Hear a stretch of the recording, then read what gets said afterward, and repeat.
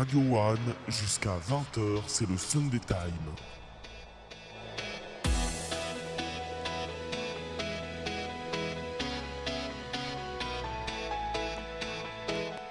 Bonjour à tous et bienvenue, je suis très heureux de vous retrouver sur radio-one.fr. C'est parti pour le Sunday Time jusqu'à 20h. On va revenir sur toute l'actualité de la semaine.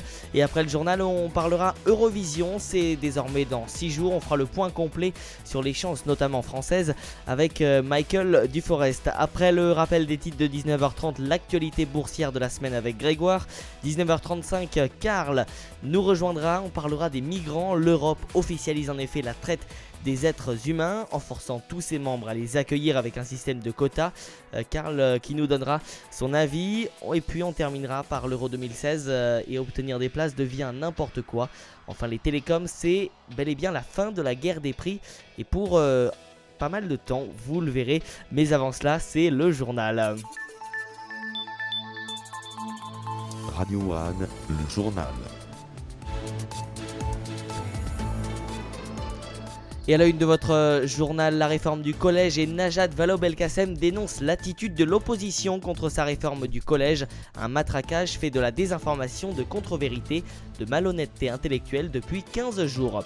À Cannes, en visite au Festival de Cannes, Manuel Valls a assuré que le budget de la culture ne baisserait pas dans les prochaines années. Le baisser au début de quinquennat était une erreur, assure-t-il. Et puis enfin la Syrie, on y vient dans quelques instants. Les forces de l'État islamique ont été repoussées de la ville antique de Palmyre par l'armée loyaliste. Et donc, je vous le disais en titre, l'armée syrienne est donc en passe de reprendre la ville de Palmyre. Les djihadistes du groupe État islamique se sont retirés des quartiers de Palmyre dont ils s'étaient emparés samedi dans le centre de la Syrie. Voilà ce qu'a déclaré l'Observatoire syrien des droits de l'homme. L'attaque contre Palmyre, ville aussi appelée Tadmour et célèbre pour son site antique, a laissé craindre que ces vestiges archéologiques ne subissent le même sort que celui réservé par l'État islamique à d'autres sites qui ont été détruits ou endommagés en Irak. Les djihadistes qui se sont retirés des quartiers nord de la ville pris samedi, mais ils tiennent néanmoins toujours un village situé au nord de leur ville. C'est ce qu'a rapporté l'Observatoire syrien des droits de l'homme, une organisation proche de l'opposition et basée à Londres qui suit l'évolution des combats grâce à un réseau d'informateurs sur le terrain. Le pape François canonise 2 religieuses palestiniennes. En effet, Mariam Baoudi et Marie Alphonsine Daniel Gatta sont devenues ce dimanche les 2 premières saintes palestiniennes de l'époque contemporaine. La prière sur la place Saint-Pierre à Rome a commencé à 10h en présence du pape François bien sûr, ainsi que du président de l'autorité palestinienne Mahmoud Abbas et d'une importante délégation palestinienne. Écoutez justement le reportage de Sébastien Logénie à Jérusalem. Les deux sont nés en Palestine du temps de l'Empire ottoman. Mariam Bawardi, originaire de Galilée, morte en 1878, et Marie-Alphonsine Gattas, née à Jérusalem, morte en 1927. La première a fondé le Carmel de Bethléem, un ordre très méditatif. Au contraire, Marie-Alphonsine, elle a cofondé les Sœurs du Rosaire, un ordre uniquement composé de religieuses arabes, seule véritable congrégation palestinienne, un ordre engagé notamment en direction des femmes arabes, comme le rappelle cette Sœur du Rosaire. Nous avons plusieurs écoles ici à Jérusalem, à Gaza. Il y a des docteurs, des avocates, des ministres, des chanteuses. Cette canonisation est aussi vécue comme un encouragement par tous les chrétiens arabes locaux, les chrétiens palestiniens qui ne représentent plus que 2% de la population d'Israël et des territoires palestiniens. Bernard Sabella est sociologue. Les chrétiens du Moyen-Orient sont une partie intégrale de la civilisation, même arabe musulmane. Il faut qu'ils continuent ici à vivre et pas émigrer. Enfin, ce geste du Saint-Siège a aussi un écho politique. Le Vatican ne se cache pas de défendre là les droits du peuple palestinien. Il a d'ailleurs reconnu cette semaine l'État de Palestine. Sébastien Logénie donc depuis Jérusalem. Et justement, c'est une première en France, une quasi-première en France, a indiqué le porte-parole de l'Église protestante unie de France. La centaine de délégués de l'Église réunis à 7 dans l'Hérault ont adopté ce dimanche la possibilité de bénir les couples homosexuels qui le souhaitent. Quelques 94 délégués ont voté pour la possibilité d'offrir une bénédiction religieuse aux couples du même sexe. 3 s'y sont opposés.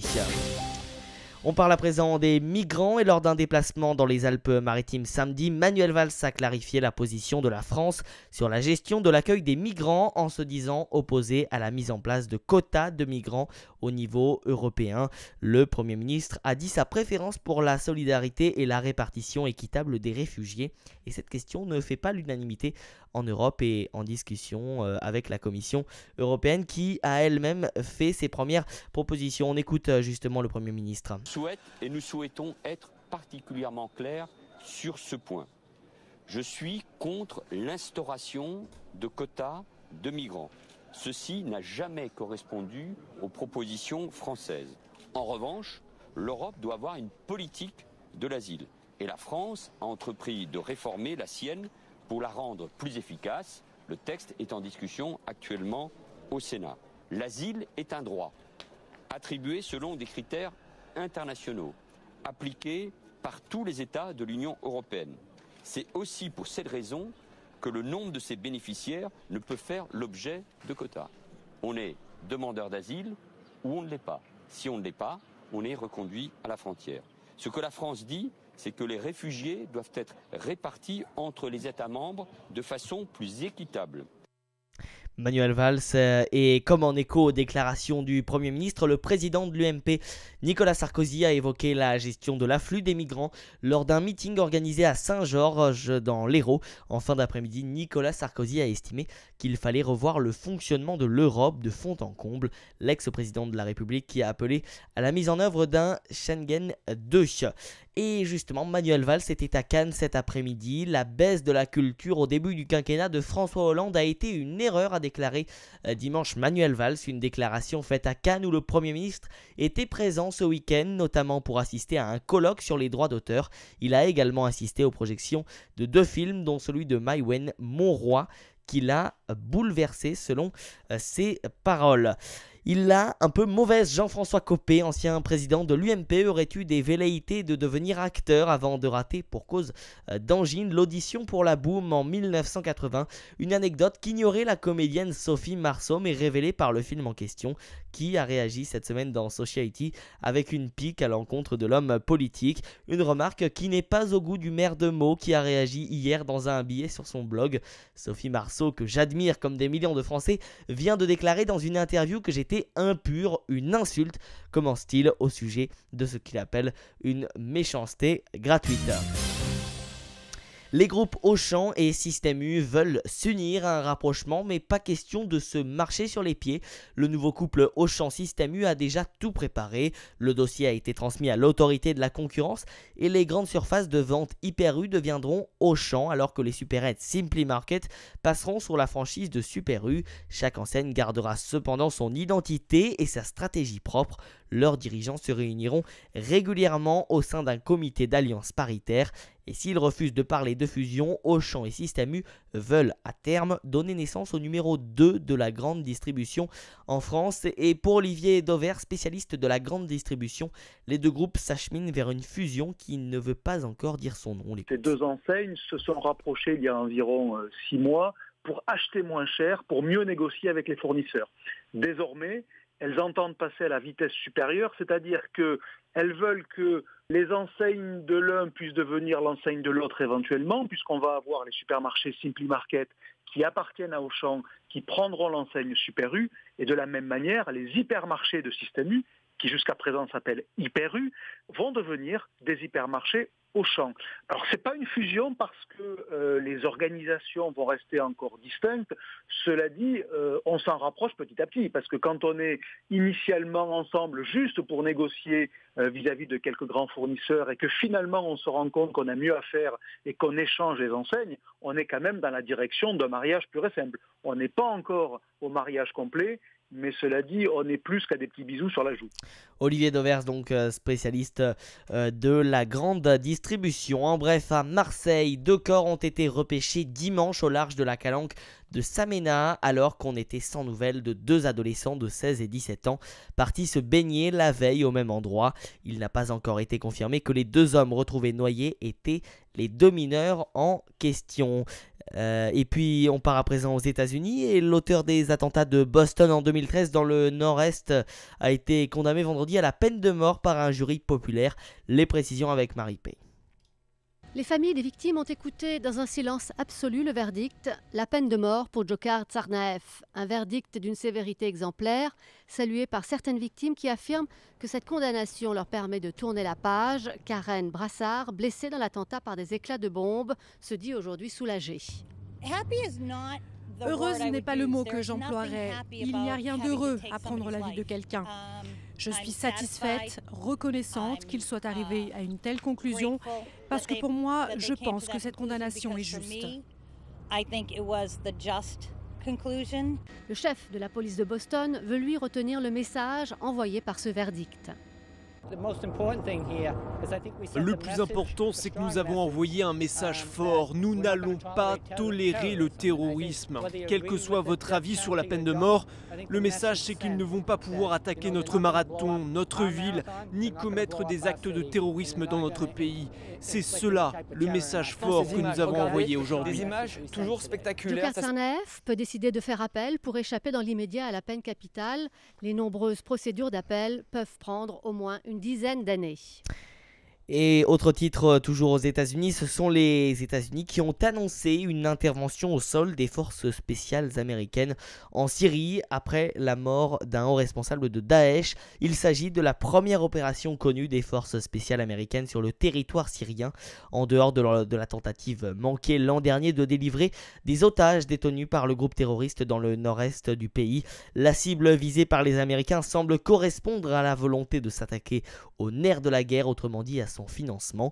Et selon le secrétaire américain à la défense Ashton Carter, Abu Sayyaf était impliqué dans les opérations militaires de l'organisation, mais co-dirigeait aussi des opérations illicites dans les domaines pétroliers, gaziers et financiers. Les Américains ont visé un logisticien financier du groupe djihadiste, explique Frédéric Ansel, spécialiste de géopolitique.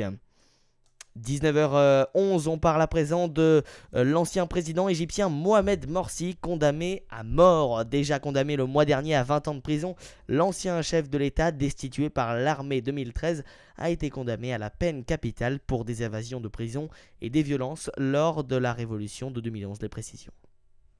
Impassible à l'énoncé du verdict, Mohamed Morsi vient pourtant d'être condamné à mort par un tribunal du Caire. Le seul président élu démocratiquement en Égypte était accusé d'avoir planifié des violences contre la police et de s'être évadé de prison pendant la révolution de 2011, en plein cœur du printemps arabe. Une centaine d'autres membres de son parti, les Frères musulmans, ont écopé de la même peine. Un procès à l'équité pour le moins contestable, ni les journalistes ni les proches des accusés n'ont eu le droit d'assister aux audiences, et Mohamed Morsi n'a pu rencontrer ses avocats qu'une seule fois. Le procès a été joué d'avance. Nous allons attendre l'avis du grand moufti et la décision finale de la Cour le 2 juin. Et nous examinerons tous les recours pour un appel devant la Cour de cassation. Le grand moufti d'Égypte, plus haute autorité religieuse du pays, doit en effet donner un avis non contraignant et Mohamed Morsi a la possibilité de faire appel de sa condamnation. Élu en 2012, l'ancien président islamiste fait face un an plus tard à des manifestations monstres contre sa gestion du pays. Il est finalement renversé par l'armée. Toujours au pouvoir 2 ans plus tard, les militaires ont multiplié les arrestations et les condamnations à mort contre les responsables des Frères musulmans, un parti aujourd'hui interdit. Mohamed Morsi lui-même a d'ailleurs déjà écopé de 20 ans de prison lors d'un précédent procès. Voilà donc pour l'actualité en Égypte. On part à présent en Belgique. La ville belge de Mouscron, frontalière avec la France, veut imposer à la ville française de Waterloo la construction d'un mur anti-Roms. La ville française doit créer une aire d'accueil pour les gens du voyage et depuis 2 jours, la polémique se déchaîne entre les partisans du mur, ses opposants et la majorité qui n'est pas contre mais qui ne croit pas à l'efficacité de la mesure. En Macédoine, le Premier ministre est en difficulté après la révélation d'écoutes téléphoniques illégales. De plus en plus de manifestants réclament sa démission depuis une semaine, jusqu'à 20 000 signatures ce dimanche. Et puis un mot de la cote de popularité de François Hollande en hausse de 5 points. Le président français s'est offert un léger rebond de popularité. 26% des Français se disent satisfaits en mai de l'action du président François Hollande, soit 5 points de plus qu'en avril selon le baromètre Metro News LCI à paraître lundi. 73% des personnes interrogées se disent mécontentes. Quant au Premier ministre Manuel Valls, lui enregistre de son côté une baisse d'1 point avec 35% de Français satisfaits de son action contre 63% de mécontents. Tout de suite, c'est le récap sport.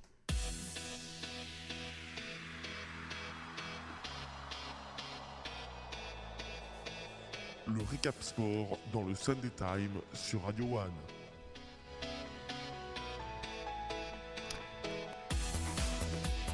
Et beaucoup de sport, d'actualités sportives ce week-end. Et on va tout de suite commencer par du tennis.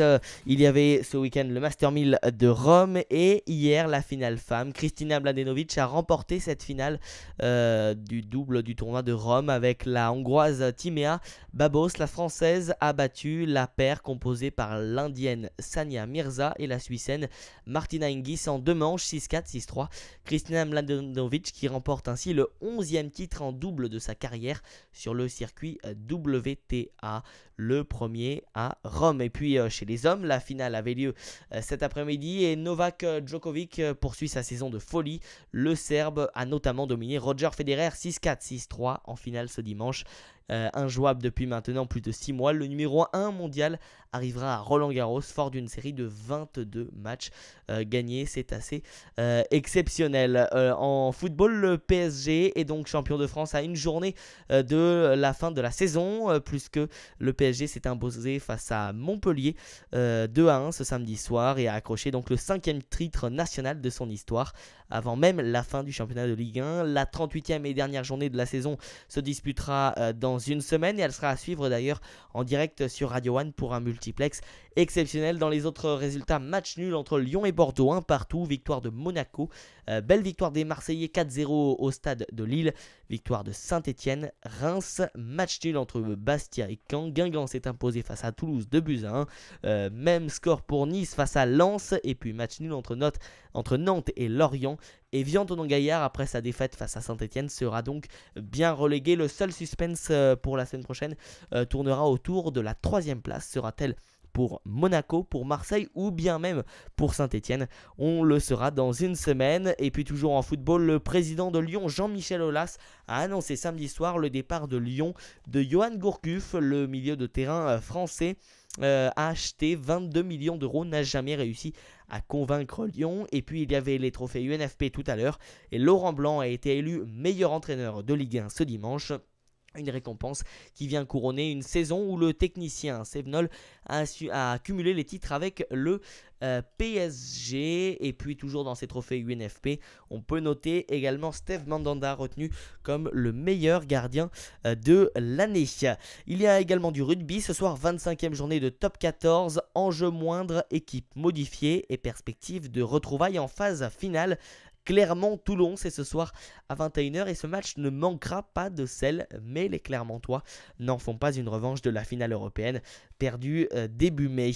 Un mot de cyclisme, le Tour d'Italie, l'Italien Paolo Tiralongalo a remporté la 9e étape du Giro ce dimanche, signant la 3e victoire de sa carrière sur l'épreuve. Au classement général, Alberto Contador conserve le maillot rouge. Et puis tiens, on revient au football, il y avait cet après-midi des matchs en Angleterre, 37e journée, et Manchester City qui a bien conforté sa place de second après sa victoire sur Swansea 4-2. En revanche, Manchester United et Arsenal se sont quittés sur un nul 1 partout. Un mot également de championnat d'Espagne. A lieu en ce moment le multiplex de la 37e journée et le Real de Madrid se déplace à l'Espagnol Barcelone. L'Atlético Madrid reçoit le FC Barcelone.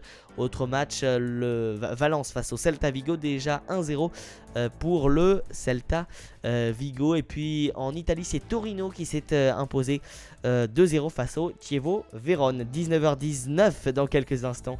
On parle de l'Eurovision avec Michael Duforest après une petite pause.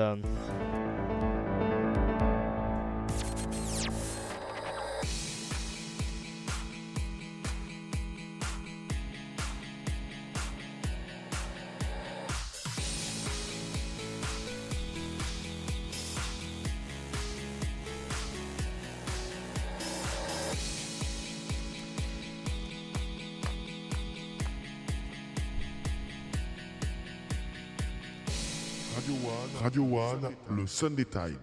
Et nous a rejoint Michael Duforest. Bonsoir Michael.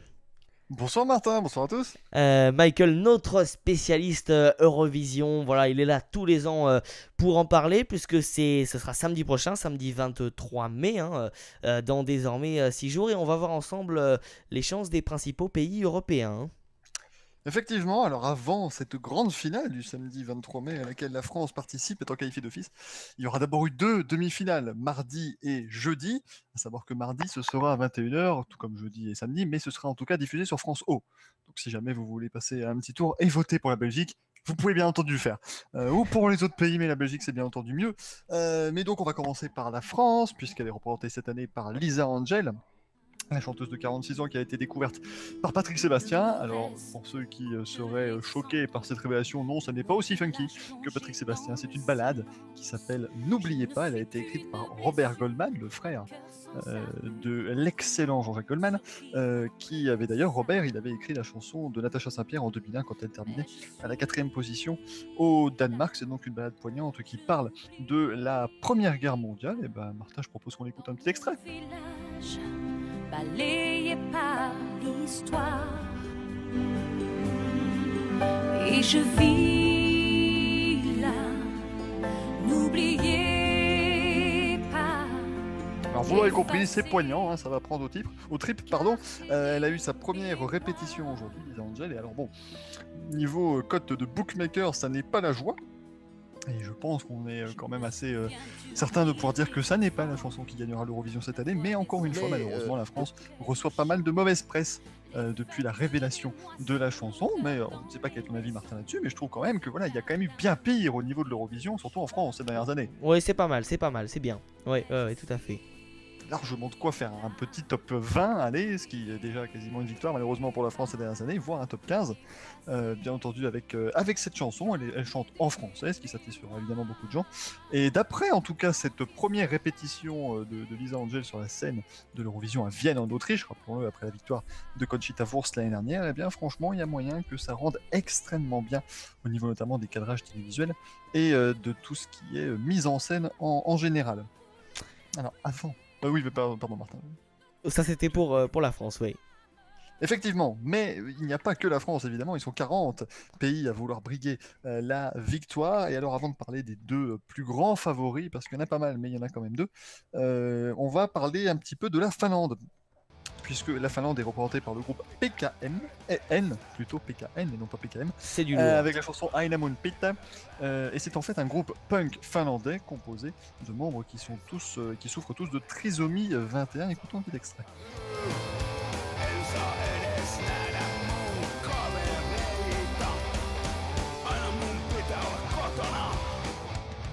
C'est autre chose, hein. Oui, c'est différent. C'est autre chose que Lisa Angel, quoi. C'est bon. On est vraiment sur un style différent. Voilà, alors d'après en tout cas les véritables spécialistes du punk, eh bien c'est une véritable chanson punk, il n'y a rien à dire là-dessus, hein. La Finlande est un pays qui apprécie d'ailleurs beaucoup ce genre musical, hein, dans le même genre, dans le même titre que l'heavy metal notamment, mais alors bon, ça paraît quand même difficile d'imaginer une qualification. Notez que c'est la chanson la plus courte de l'histoire de l'Eurovision, puisqu'elle ne fait qu'1 minute et 27 secondes, en général les chansons font plutôt autour de 3 minutes, mais il n'y a pas de minimum, donc ils ont pu venir avec leur chanson d'une 27. C'est évidemment formidable comme exemple, évidemment, je vais dire, de voir tous ce groupe trisomique venir à l'Eurovision. Après, voilà, est-ce que vraiment niveau musicalité, ça apportera grand-chose? On ne sait pas. Ils seront en tout cas dans la première demi-finale, si je ne dis pas de bêtises. Donc, si vous le souhaitez, vous pourrez voter pour la Finlande lors de cette Eurovision, hein, lors de la demi-finale mardi sur France O. Je ne sais pas, moi je ne voterai pas pour, mais Martin, est-ce que toi tu voterais pour ça? Non, moi non plus, c'est pas mon genre. C'est pas terrible. Ouais. Heureusement, ou malheureusement pour certains, ça ne devrait pas jouer la victoire, contrairement aux 2 dernières chansons qu'on va vous présenter aujourd'hui. À noter qu'au niveau de la victoire, on a donc la Suède et l'Italie, qui sont les 2 plus grands favoris pour le moment. Et en 3e place au niveau des bookmakers, on retrouve l'Australie. Et là, vous allez me demander qu'est-ce que l'Australie vient faire au concours Eurovision de la chanson. Je comprends, hein, cette réaction. Il faut savoir que comme c'est le 60e Eurovision, eh bien, on a décidé d'inviter l'Australie. C'est diffusé depuis plus de 30 ans à la télévision australienne, l'Eurovision, et ça fait en général un carton d'audience alors que ça passe à 5h du matin. Et donc cette année, ils ont eu le droit de venir en tant que membre honorifique un petit peu, participer avec Guy Sebastian et sa chanson Tonight Again. À noter que si l'Australie gagne cette année, on n'ira pas à Sydney l'année prochaine, mais ce sera organisé conjointement avec une télévision européenne, plus que probablement en Allemagne, semble-t-il. Donc, mais bon, s'imposeront-ils ça? C'est un petit peu moins sûr.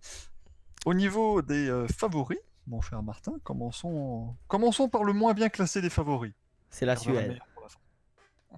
Et c'est l'Italie qui envoie le trio Il Volo avec la chanson Grande Amore, et ils ont remporté le Festival de Sanremo, qui est le festival qui a donné naissance à l'Eurovision, en tout cas qui a inspiré le concept.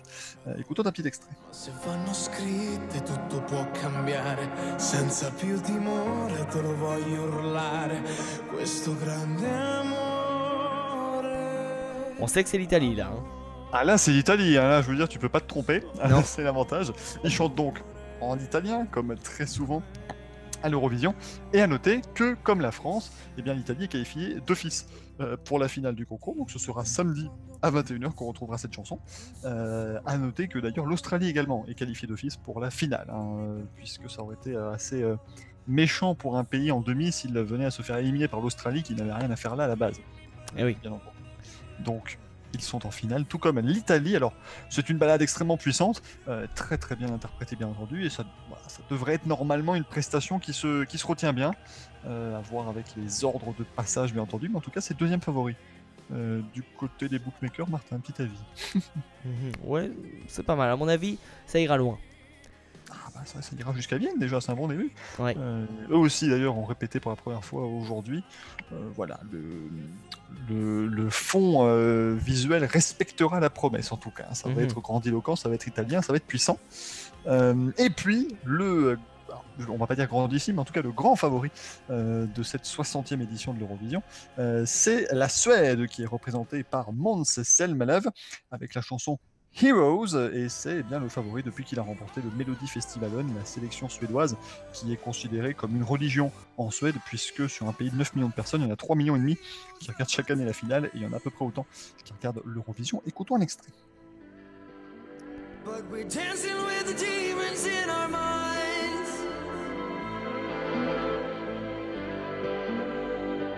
We are the heroes of our time. Heroes. Le refrain est encore mieux, donc imaginez ce que ça donne. Oui. Cette chanson. Ça a l'air de bien suédoise. partir. Oui, Martin. Ça a l'air de bien partir là, oui. Oui, tout à fait. Ah oui. Ça pète et tout à la fin, c'est formidable. Et alors cette chanson est la favorite déjà parce que c'est une chanson pop efficace, ce qui est évidemment un bon début, mais également en raison de sa mise en scène. Alors si vous souhaitez regarder l'Eurovision, alors il est en deuxième demi-finale, mais rassurez-vous, il sera en finale le samedi, je pense qu'il n'y a pas trop de risque là-dessus. Si vous regardez l'Eurovision, je ne vais pas en dire trop, mais voilà, c'est un jeu de projection, enfin ça rend extrêmement bien. Et c'est vraiment peut-être la prestation la plus travaillée de ce 60e concours de l'Eurovision. Et donc la Suède bien partie pour une 6e victoire, eux qui s'étaient imposés en 2012. C'est autre chose que la France, dont la dernière victoire remonte à 1977. On va toujours parler de Marie-Myriam. On arrive bientôt aux 40 ans quand même, donc il va falloir s'y mettre, côté français. Ce serait pas mal, ouais. En tout cas, voilà, là, on va mettre évidemment une pièce sur la Suède, mais ça risque d'être très très serré, parce qu'il y a encore pas mal d'autres chansons qui pourraient jouer les avant-postes, les premiers rôles, avec notamment l'Estonie ou encore la Slovénie, qui ont également mis de belles cartouches dans cette Eurovision 2015, mon cher Martin. Très bien, et donc ce sera samedi soir à la télé française, Samedi soir sur France 2 à partir de 21h. C'était d'habitude sur France 3 l'Eurovision, ça revient sur France 2 et ce sera présenté et commenté surtout par Stéphane Bern et Marianne James. Très bien, voilà, vous savez tout sur l'Eurovision, comme ça vous serez calé devant votre télé samedi soir. Merci beaucoup Michael Duforest qui présentera également Roue Libre qui fera son retour sur Radio One. Ce sera le mercredi soir, on vous précisera, on vous donnera plus d'informations dans quelques semaines sur radio-one.fr. À très bientôt Michael et merci beaucoup. À bientôt Martin et tous devant l'Eurovision samedi. Exactement, entre le multifoot et l'Eurovision. Allez, à bientôt Michael. 19h30. Radio One, le journal. Et à 19h30, le rappel des titres de l'actualité de votre dimanche 17 mai 2015 a commencé tout de suite par la réforme du collège. Najat Vallaud-Belkacem a défendu sur Europe 1 sa réforme du collège, réagissant à l'enquête selon laquelle 61% des Français désapprouvent son projet. Elle dit ne pas être surprise, pointant un matraquage de désinformation, de contre-vérité, alimenté notamment par la droite. En Syrie, les forces du régime syrien ont chassé le nord de la ville antique de Palmyre. Les djihadistes de l'État islamique, 4 de ses chefs auraient été tués dans l'opération commando américaine, selon une ONG. Les marins-pompiers ont découvert un deuxième corps en début d'après-midi, non loin de l'endroit où 2 adolescents étaient portés disparus après s'être jetés à l'eau près des Calanques, dans le 8e arrondissement de Marseille, dans les Bouches-du-Rhône. Et puis Laurent Blanc a été élu meilleur entraîneur de Ligue 1. C'était tout à l'heure dans les trophées UNFP. Il y avait également hier soir le multifoot de la 37e journée de Ligue 1, soldé notamment par la victoire du Paris Saint-Germain face à Montpellier. Paris qui s'est imposé 2-1. Victoire également de Saint-Etienne sur Évian, 2-1. Et enfin, l'Olympique de Marseille s'est imposé 4-0.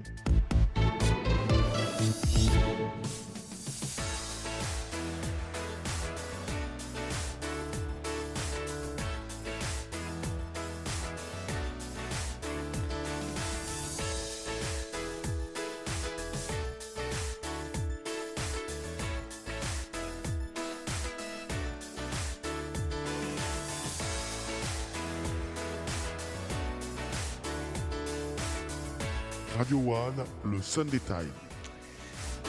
Et on est à présent à 19h31 avec Grégoire de Bourse du Futur. Bonsoir Grégoire. Oui, bonsoir. J'espère que vous allez bien en cette semaine de jour férié, une nouvelle fois sur les marchés européens. Très bien. Alors on va revenir donc avec vous sur toute l'actualité boursière de la semaine. Oui, alors... Cette semaine, Airbus est entouré après le crash d'un avion de transport militaire A400 en Espagne samedi, ce qui risque d'avoir des répercussions sur le cours de l'entreprise. Cegid a réuni ses actionnaires en assemblée générale et le fonds de capital investissement Terra Firma Capital Partners et le fonds d'infrastructure de Deutsche Bank sont en train de céder leur participation dans le groupe allemand station-service autoroutière Penck & Rast pour au moins 3,5 milliards d'euros. En Asie, la Banque centrale de Chine a abaissé ses taux d'intérêt pour la 3e fois en 6 mois. La Banque suisse attend un accord soit conclu entre la Grèce et ses créanciers. À défaut, elle se retrouverait sur, je cite, une pente glissante, pouvant entraîner une sortie de la zone euro. L'annonce cette semaine d'une série de projets de fusion de milliards de dollars a soutenu le volume d'échanges, tout comme le dénouement d'une bataille actionnaire opposant le géant de la chimie DuPont et le fonds activiste Trian. Vendredi, le CAC 40 a fini en baisse de moins 0,71% à 4 993,82 points et le Dow Jones en baisse également à moins 0,11% à 18 276,6 points. Le lingot d'or est à 34 383,10 euros et le baril de pétrole est à 59,96 $. Alors, mes valeurs à suivre pour la semaine prochaine et pour le mois sont Inside Secure, SAFI et Ubo. Voilà. Merci beaucoup Grégoire. Donc on rappelle l'adresse mail boursedufutur@gmail.com pour tous vos conseils en bourse et à dimanche prochain. Merci beaucoup. À dimanche prochain. Merci. 19h33.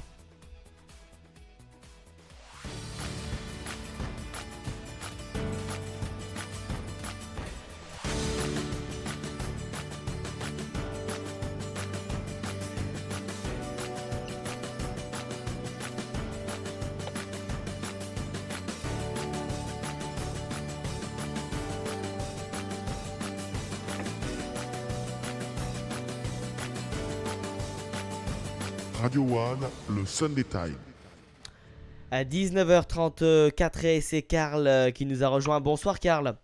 Bonsoir à toutes, bonsoir à tous. Alors, on va aujourd'hui parler de ce fameux quota pour les migrants. L'Europe qui officialise la traite d'êtres humains en forçant tous ses membres à les accueillir avec un système de quotas. Et les Français sont d'ailleurs favorables à l'instauration de ce quota. Plus de 6 Français sur 10 se déclaraient en effet favorables. 37% y seraient opposés. Karl, on va revenir justement sur tout ce principe de flux migratoires. Ok, alors on va recommencer, on va commencer par le commencement. Oui. Depuis le début des années 2000, on a des immigrants clandestins qui viennent s'échouer sur l'île italienne de Lampedusa. Ils étaient quelques centaines, ils sont devenus quelques milliers, puis quelques dizaines de milliers aujourd'hui, à peu près 50 000 en 2014. Alors, est-ce que ce flux, ce flux a l'air de s'accélérer, mais pourquoi justement une telle accélération en si peu de temps à l'échelle de l'histoire? Alors, déjà parce que c'est l'endroit le plus proche de l'Afrique. C'est la première chose. Et la seconde, et ce qui est important, c'est que depuis 2011, il y a eu la chute de la Libye. Et toutes les structures étatiques libyennes ont disparu. Ce pays est devenu une sorte de gigantesque lieu de non-droit. Et dans ces lieux de non-droit, évidemment, tous les trafics fleurissent, notamment le trafic d'êtres humains, qui rapporte des millions de dollars tous les ans. Et il est très facile, donc, pour ces gens qui reçoivent des millions de dollars, de soudoyer les militaires ou les policiers libyens qui ne doivent pas toucher leur solde tous les jours. Et ce mouvement de la population, il est organisé ou il est spontané? Il est totalement organisé. C'est un trafic d'êtres humains. Et pourquoi est-ce que finalement c'est possible un tel trafic? Eh bien, c'est possible parce qu'il y a toujours des signaux qu'on donne. Les pays donnent des signaux. Et le signal que donne l'Europe, c'est qu'ils vont accueillir ces gens. Parce qu'on a très peu de reconduite à la frontière. En fait, ce qui se passe, c'est que les chavirages, un peu toutes les images du drame, du désespoir, ont ému l'opinion publique. Et comme l'opinion publique est émue, eh bien, on accueille ces gens qui ont froid, qui ont faim, qui ont mal, et on les accueille. Mais c'est quand même une immigration illégale et sauvage, et elle est dangereuse parce que justement, elle augmente. Et que propose finalement donc l'Europe à ces solutions? Alors, l'Europe propose. Alors, il y avait déjà, étant donné les problèmes que rencontre l'Italie, il faut savoir quand même que un quart de l'Italie est habité maintenant par des Africains, de l'Est ou de l'Ouest d'ailleurs, quelques Maghrébins.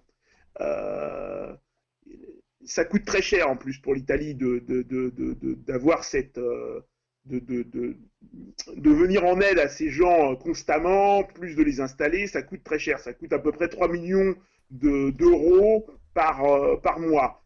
Donc il y avait un plan, un agenda qui était en préparation pour la migration. Alors, on entend bien, il faut bien entendre que c'est un agenda pour la migration. Quand on regarde dans les mots, on voit bien que c'est pas un agenda contre la migration, mais pour. Donc c'est un plan qui prévoit un mécanisme de réinstallation dans toute l'Europe des demandeurs d'asile sauvés en Méditerranée.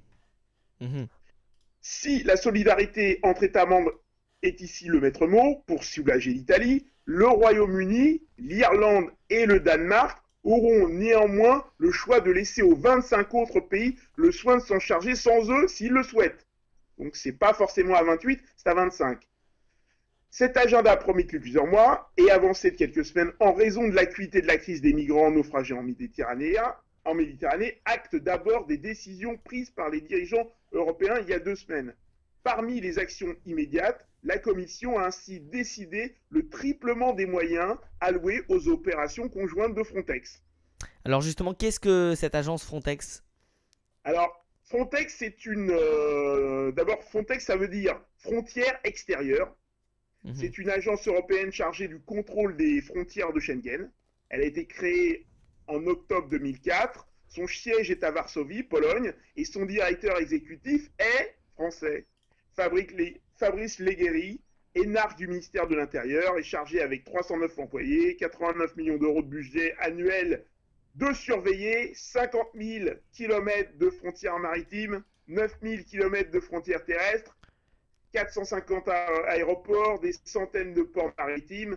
Il a dans son arsenal 21 avions, 27 hélicoptères, 116 navires, des radars mobiles, des détecteurs de vision nocturne, des patrouilles de chiens et même de détecteurs de battements de cœur. Il ne lui manque plus qu'un sabre laser. Ouais, la totale quoi. Et où sont finalement donc ces fameuses principales entrées en Europe utilisées par les migrants clandestins? Alors, si on regarde l'Europe en partant de l'Afrique, oui. À l'ouest, on a l'Espagne, les Canaries, les côtes mauritaniennes, l'archipel du Cap-Vert. Il y a donc Frontex surveille ces endroits avec l'opération HERA, l'ADS. Ça n'est pas un point majeur. C'est un point, mais pas majeur.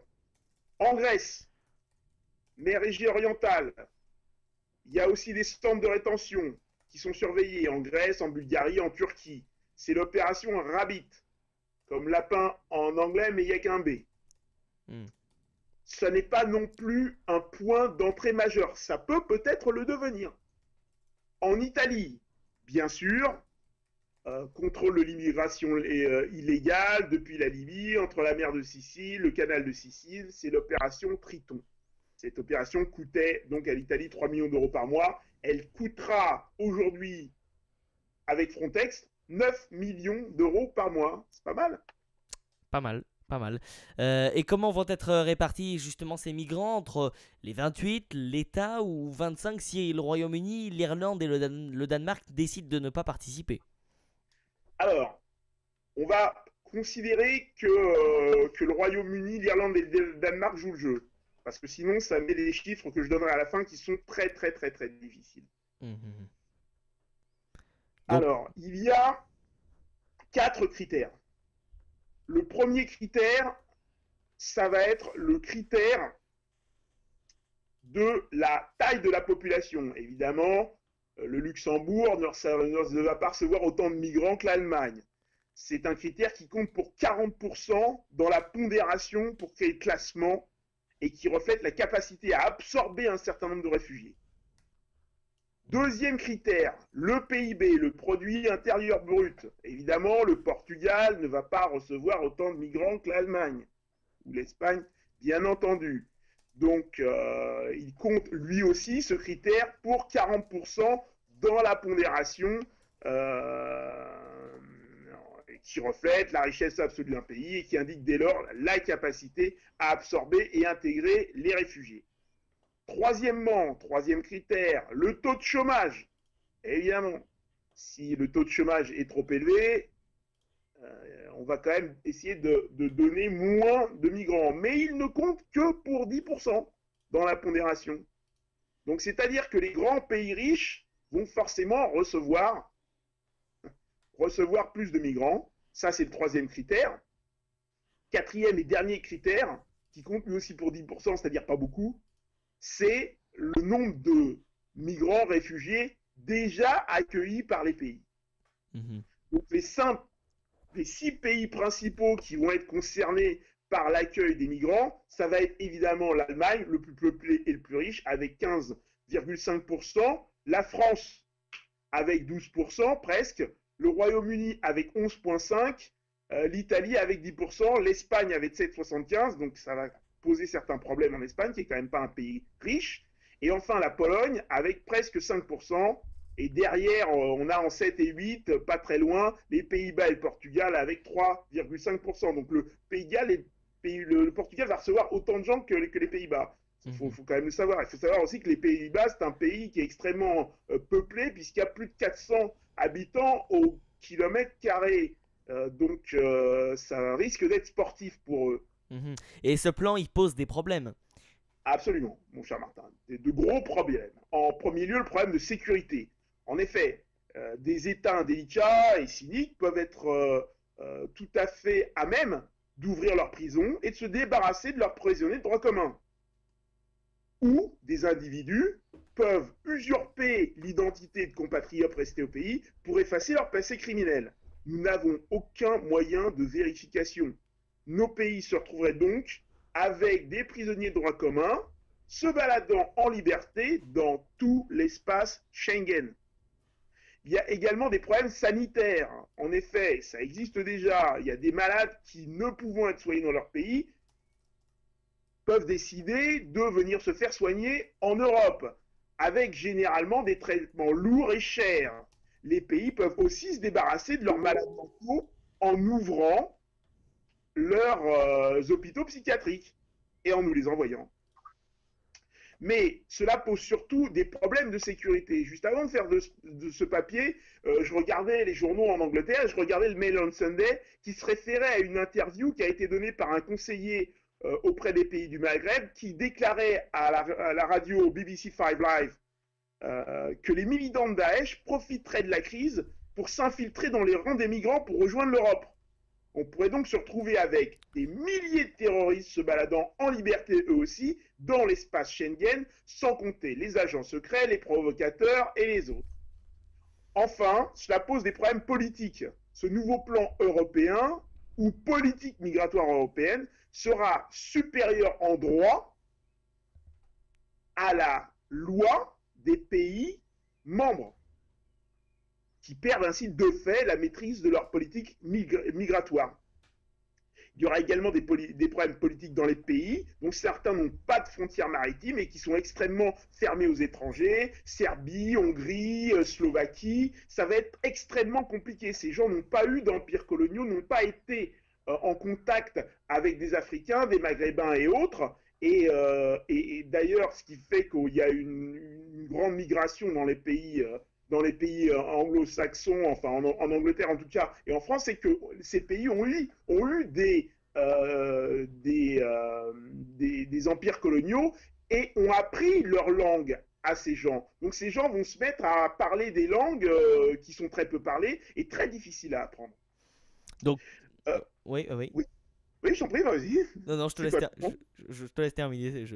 C'est la phrase. Bon, et en dernier lieu, avec tout ça, on peut s'attendre à la possibilité de voir ressurgir, se renforcer des partis nationalistes dans toute l'Europe. Ce plan, justement, est-il une bonne chose pour l'Europe ? Non, c'est pas une bonne chose pour l'Europe. C'est un plan qui est fait en creux, c'est-à-dire qu'on nous dit d'un côté qu'on va lutter contre les migrants, mais de l'autre côté, on nous dit pas qu'on va arraisonner les bateaux, on nous dit qu'on va essayer de perturber le trafic, mais pas qu'on va l'arrêter. Le diable est dans les détails. C'est un plan pour les migrants, encore une fois, pour les migrants. Donc on sent bien que l'Europe veut gérer le flux de migrants et les dispatcher dans tous les pays d'Europe en créant les risques considérables qu'on a pu évoquer juste avant. Donc je reviens en disant sécurité, des risques de sécurité sanitaire, de sécurité nationale, des risques politiques, des risques sociétaux dont je n'ai pas parlé parce qu'on n'a pas le temps, mais aussi des risques économiques. Car tout le monde se demande, par exemple quand on regarde le Portugal, ce que cherche à faire l'Europe en important de la pauvreté alors qu'elle est elle-même dans une situation économique extrêmement difficile. Merci beaucoup Karl, donc c'était très intéressant autour de ce quota, de ce fameux quota, voilà. Comme ça on est bien au point sur ce sujet et on retrouve Karl mardi dans Tennis Talk et bien évidemment la semaine prochaine dans le Sunday Time. Merci beaucoup Karl. Bonne soirée à tous. Bonne soirée.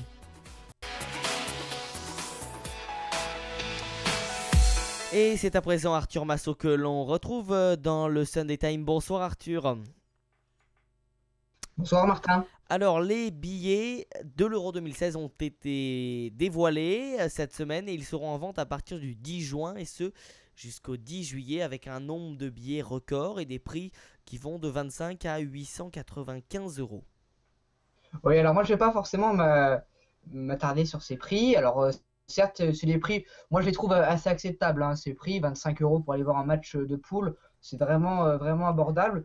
895 €, c'est pour ceux qui vont être les mieux placés dans la finale.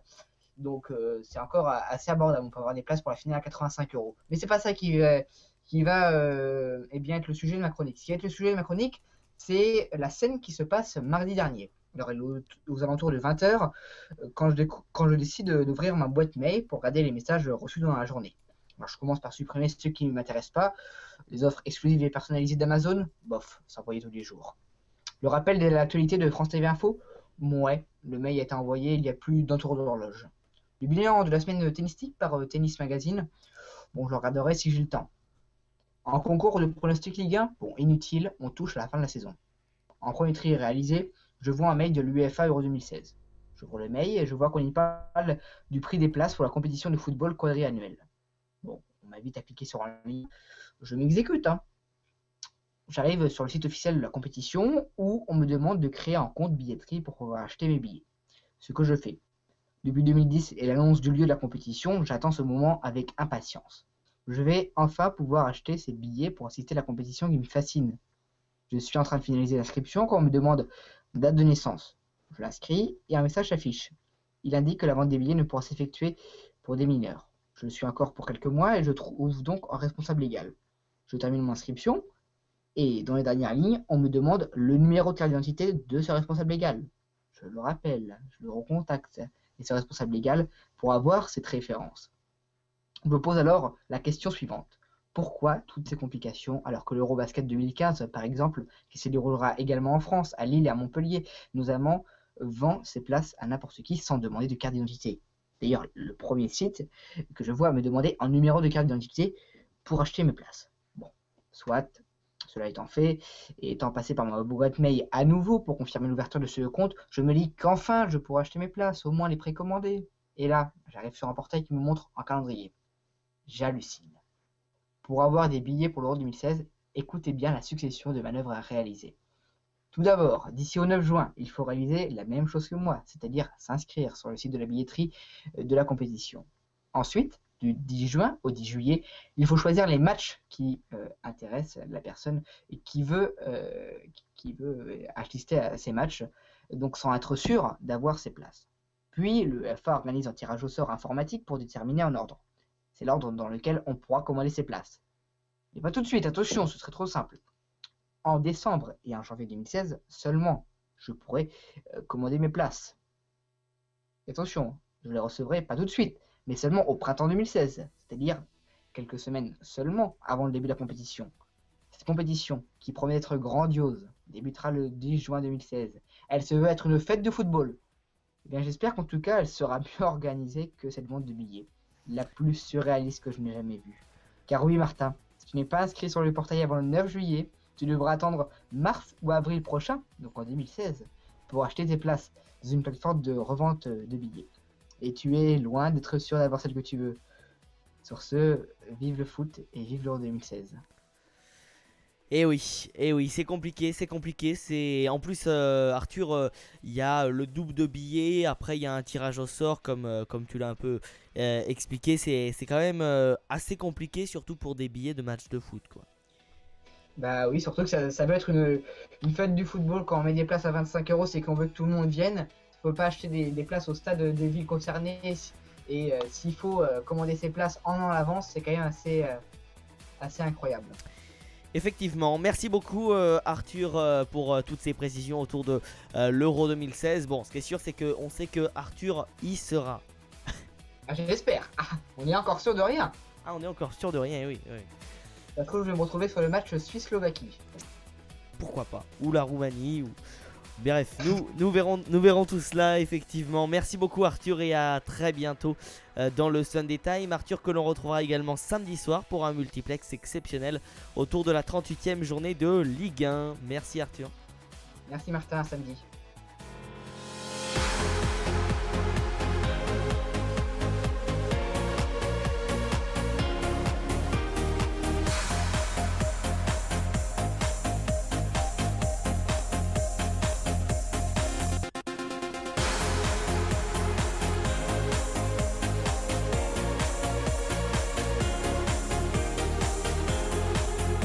Radio One, le Sunday Time.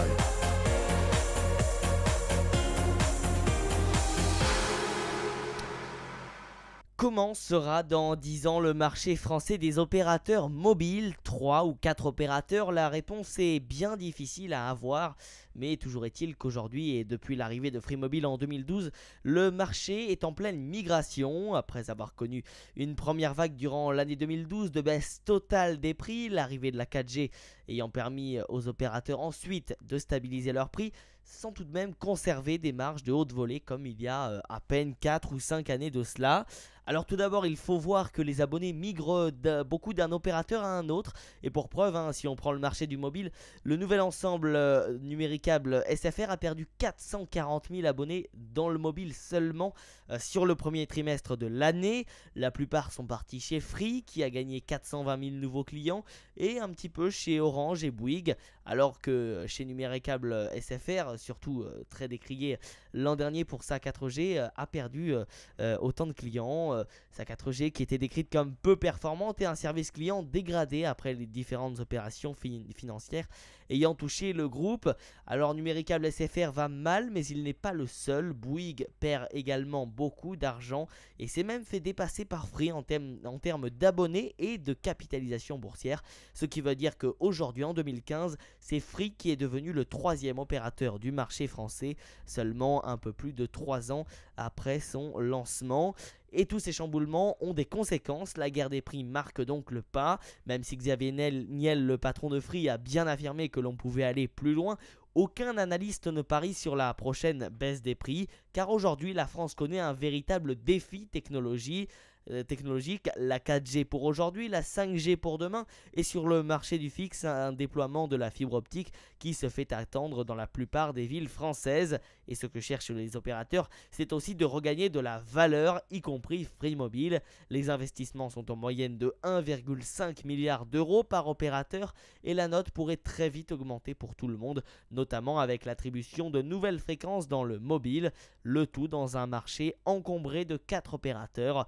La plupart des analystes souhaitent également un rapprochement entre Free et Bouygues, mais cette possibilité s'écarte au fil de trimestres. Et puis 3 opérateurs ne voudraient également pas dire moins de concurrence, car Xavier Niel ne se laissera pas faire, même si aujourd'hui la marge de manœuvre est, vous vous en doutez bien, minuscule. Voilà ce que l'on pouvait dire donc sur la fin des guerres des prix chez les télécoms. Voilà, on peut peut-être s'attendre à une baisse de 2 ou 3 euros de la plupart des forfaits. Mais à mon avis, on ne descendra pas au-delà. Voilà, on ne trouvera pas des forfaits tout illimités avec beaucoup d'internet à 6, 7 euros. Voilà, on s'attend à une petite baisse des prix. Et encore, seul l'avenir nous le dira. 19h57.